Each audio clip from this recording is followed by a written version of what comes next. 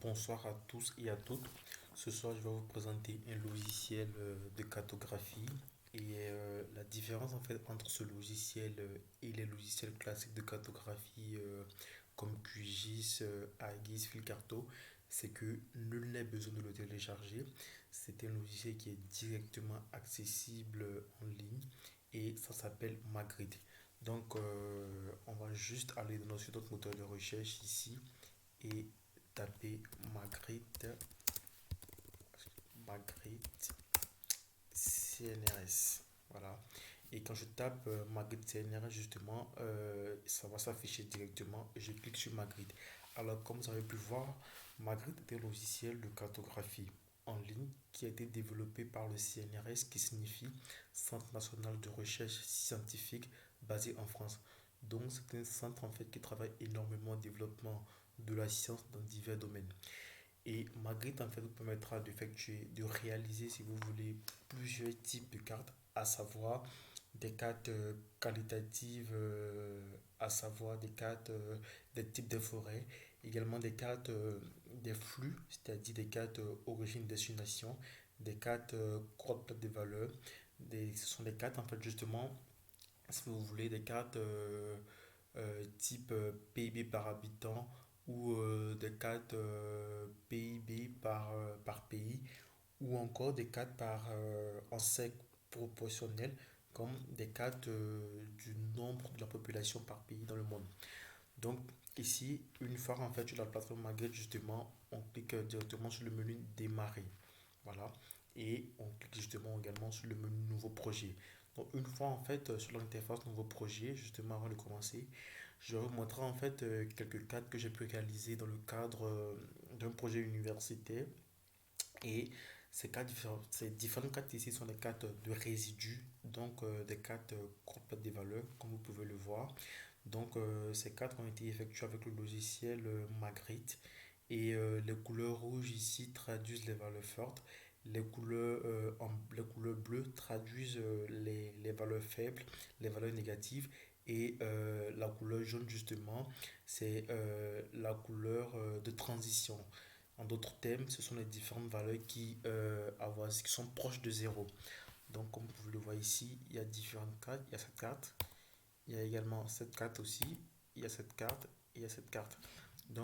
Toutes ces cartes que vous pouvez voir ici sont des cartes qui ont été réalisées avec le logiciel Magritte. Donc, rapidement, nous allons revenir sur notre plateforme Magritte, sur l'interface Magritte. Donc, pour pouvoir réaliser une carte, en fait, sur Magritte, que ce soit sur Magritte, que ce soit sur ArcGIS, que ce soit sur Fieldcarto, sur pratiquement tous les logiciels, on a besoin de deux éléments. On a besoin d'un fond de carte qui fera office de support sur lesquels nous allons en fait spatialiser, si vous voulez, sur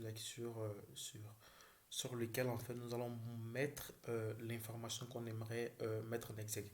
Donc ici, on a besoin de deux éléments, à savoir des fonds de cartes des fonds de cartes E et notre donnée. Ici, donc, je vais vous montrer mon fond de cartes. Mon fond de cartes, justement, c'est tout ça. Voilà, ce sont ces quatre éléments, ces quatre fichiers. Alors, il faut impérativement ces quatre fichiers, justement, à savoir le premier fichier avec l'extension DBF, le second fichier avec l'extension PRJ, le troisième fichier avec l'extension SHP et le dernier avec l'extension SHX. Donc, ce sont justement ces quatre fichiers-là qu'il va falloir intégrer à Magritte et qui feront office de fond de carte. Il va falloir en fait les insérer simultanément afin que le logiciel puisse les reconnaître. Et ici également, on a notre donnée. Donc, notre donnée, si vous voulez, ici, c'est l'information qu'on va matérialiser, qu'on va afficher sur notre fond de carte. Donc, c'est juste ça. Voilà. C'est le taux de initialité pour 1000 habitants. Et ici, vous voyez juste à côté ici de l'information qu'on aimerait matérialiser sur notre fond de carte, on a une autre valeur qu'on appelle CC2. On a une autre colonne qu'on appelle CC2. Alors, ce CC-2, c'est ce qu'on appelle un identifiant. Voilà. Cet identifiant, généralement, on va également le retrouver sur notre fond de carte. Et donc, cette information commune à notre fond de carte et à notre donnée ici, qui est le CC2, permettra de faire la jointure entre le fond des cartes et notre donnée. Donc nous allons revenir sur notre interface Magritte qui est plutôt simple. Et donc directement quand vous êtes sur la plateforme, il y a ici cet onglet qui est où c'est écrit ajout d'un fond des cartes. Donc je clique sur la partie ajout d'un fond des cartes et directement m'envoie ici et je sélectionne justement ces quatre éléments, à savoir le premier fichier avec l'extension DBF, le second avec l'extension PRJ, le troisième avec l'extension SHP et le SHX qui est le dernier. Automatiquement, je fais ouvrir et il me demande en fait si je veux considérer ces différents fonds des cadres comme le fond des cadres principal. Alors, j'ai la possibilité de le considérer comme mon fond des cadres d'habillage, mais dans ce type express de tuto, justement, on va considérer ça comme un fond des cadres principal. Avec le temps et éventuellement dans une autre vidéo, je vous montrerai comment est-ce qu'il faut intégrer en fait un fond des cadres d'habillage. Et donc, je clique directement sur l'option fond des cadres principal et je confirme. Voilà. Donc, j'attends que ça charge. Dans quelques secondes, ça va s'afficher. Et pendant le chargement, justement, je tenais à spécifier que c'est un logiciel en fait qui est en ligne et plus votre connexion elle est rapide et plus votre fond d'écran s'affichera beaucoup plus vite. S'il s'agissait par exemple d'un fond d'écran composé de différentes communes de France, ça allait peut-être mettre une, deux, voire 3 minutes parce que là, il y a beaucoup d'entités à prendre en ligne de compte, à prendre en compte, pardon. Et il y a approximativement 35 000 communes en France et ça allait mettre du temps à charger. Et ici, le département, enfin, il n'y en a pas vraiment beaucoup. Et du coup, voilà, on les a ici. Alors, donc, on me demande ici mon CC2. Voilà, ici, donc, dans le fond des cadres que j'ai pu insérer, il y a directement, il m'affiche directement le CC2 comme étant un identifiant. Alors oui, je clique en fait sur la partie identifiant et je confirme. Alors, ce qu'il faudrait savoir, c'est que justement ici, j'avais pu avoir, j'avais montré qu'il y avait également une option CC2 sur mes données. Voilà. Et ce CC2, justement, c'est également un identifiant. Et sur mon fond des cartes, justement, je remarque que j'ai également un CC2 qui est également identifiant. Donc, comme j'avais spécifié au préalable, c'est une information qui est commune à mon fond des cartes et à mes données. Donc, une fois que j'ai inséré cela, je viens dans l'option ajout d'un jeu de données. Voilà. Et dans l'ajout d'un jeu de données, justement, je viens sur mon tableur Excel que j'aimerais insérer et je fais ouvrir. Voilà, je fais OK. Un fond des cartes et un jeu de données ont été fournis. Les joindre maintenant. Oui, il faudrait les joindre et on fait la jointure. Alors, les différents éléments qu'on aimerait joindre ici, c'est quoi? C'est le CC2 qui est notre identifiant au niveau de notre couche géographique et mon CC2 que j'ai au niveau de mon tableau Excel qui est juste ici. Donc, je répète, l'information CC2 est une information qui est commune à mon fond des cartes et à mon tableau Excel. Donc, je fais confirmation. OK. Donc ici, ce que j'aimerais représenter en fait, c'est le taux de mutualité pour 1000 habitants. Et donc, automatiquement, le logiciel, il me reconnaît ça comme étant un ratio. Voilà, c'est un taux, donc c'est un ratio. Et là, je fais confirmer. Donc, une fois que je fais confirmer, justement, j'ai réglé tous les différents paramètres et je viens dans le choix de la représentation. Ici, ce que j'aimerais représenter, en fait, j'aimerais réaliser, si vous voulez, une carte de ratio. Donc, je clique en fait sur carte de ratio, justement, et je vais venir choisir ma discrétisation. Et donc, pour choisir la discrétisation, je vais cliquer juste là. Je vais la personnaliser, ma discrétisation, et je vais utiliser la discrétisation de Jenks. Voilà, je change absolument rien. Je change absolument rien. Je fais juste confirmer. Ici, j'ai la possibilité de changer le nombre de classes, mais je vais limiter ça à 5 classes, à 7 classes. Donc, je fais confirmer et je dessine le résultat. Et voilà, ma carte est réalisée ici. Et donc, tout ce qui va rester à faire, c'est juste un travail de mise en forme et d'habillage. Et donc, je viens ici dans l'option, dans l'onglet euh, habillage et mise en forme. Je clique juste là. Et ici, c'est écrit titre de la carte. Donc, ici, ma carte, je peux par exemple la nommer carte des taux de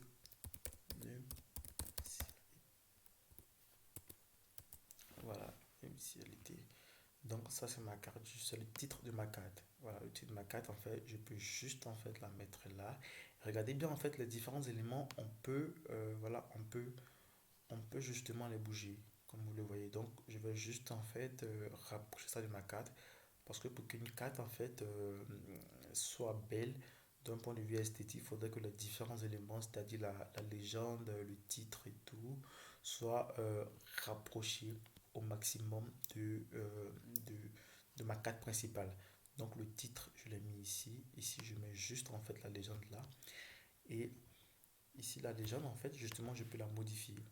Clic droit, changer le style. Et donc ici, j'écris juste légende en haut.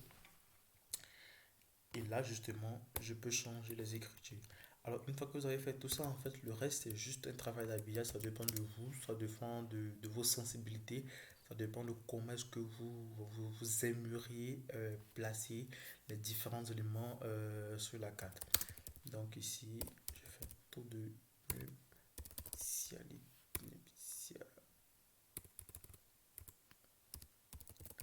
Taux de nuptialité. Voilà, une fois que c'est écrit là, justement, je rapproche ça de ma carte. Et une bonne carte, en fait, justement, c'est une carte qui a un or. Voilà, donc je mets mon or, justement, juste là. Vous voyez, j'ai la possibilité de bouger mes différents éléments. Donc mon or, je le mets juste là. Et après, voilà, je mets justement l'échelle. Voilà, l'échelle, en fait, je mets juste l'échelle à ce niveau. Et l'échelle, en fait, également, je peux le modifier. Je peux la modifier, pardon. Et donc, voilà, je peux juste mettre ici 200. Ça dépend de moi. Je mets 200. Et je fais un délimiteur de début-fin. OK. Voilà, mon échelle est juste là. Et là, par exemple, ici, euh, je peux écrire, voilà. Je vais juste mettre mon nom ici, à savoir, par exemple, à photo Ange Nathan. Voilà, je mets mon nom. Et là, mon nom, en fait, j'aimerais la placer, voilà, je vais la placer en fait de manière verticale. Et donc, je vais changer en fait le degré de rotation. Je vais mettre le degré de rotation à 270. Et une fois que j'ai fait confirmer, vous voyez, là, voilà, j'ai juste là. Et donc, en gros, en fait, ma carte, elle est approximativement terminée. Tout ce qui va rester à faire, c'est juste un travail de mise en forme, à savoir changer les couleurs, écrire des noms. Et là, en fait, ici, si vous voulez, je mets juste la source des données. Voilà. Donc, source de points. Je mets l'INSEE, qui est l'Institut de statistique de France, INSEE, et je mets la date 2018. Voilà. Donc, une fois que c'est fait, justement, c'est juste des éléments qu'il faut modifier vous-même, justement, selon votre sensibilité. Donc, en gros, en fait, j'ai pu spatialiser le taux de nuptialité en France. Et donc après ça, justement, j'ai également la possibilité de changer l'arrière-plan. Ici, l'arrière-plan est en blanc.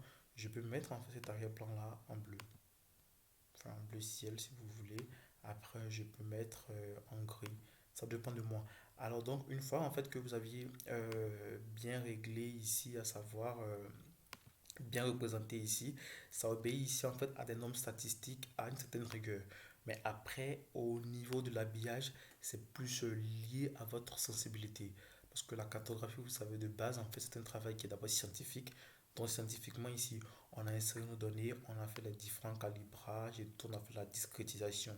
qui obéit à une logique scientifique, mais c'est également un travail artistique. Et par définition, le volet artistique, justement, c'est un volet qui est aléatoire, qui dépend de la sensibilité de chaque individu. Donc, ici, justement, voilà, je peux modifier différents éléments. Je peux en fait écrire de nouveaux éléments, ça dépend de moi, mais je pense que c'est largement suffisant.